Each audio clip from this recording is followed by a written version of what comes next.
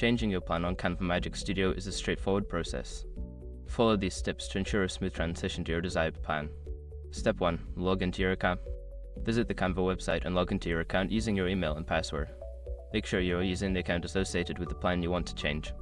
Step 2. Access account settings. Don't continue before doing this. A lot of online accounts end up exposed in breaches without people even realizing it.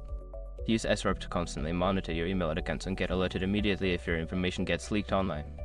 It scans billions of breached records 24/7 in the background. And honestly, for a few dollars a month, it's something everybody should probably have. Link in the description. Step 3. Navigate to Billing and Plans. In the Account Settings menu, find the section labeled Billing and Plans. Click on this option to view your current plan details and available upgrade or downgrade options. Step 4. Choose your new plan. Review the different plans offered by Canva Magic Studio. Select the plan that best suits your needs by clicking on the corresponding change plan or upgrade button. Step 5. Confirm your changes. Follow the prompts to confirm your new plan selection. You may need to enter payment information if you are upgrading. Once confirmed, you will receive a notification about the successful change.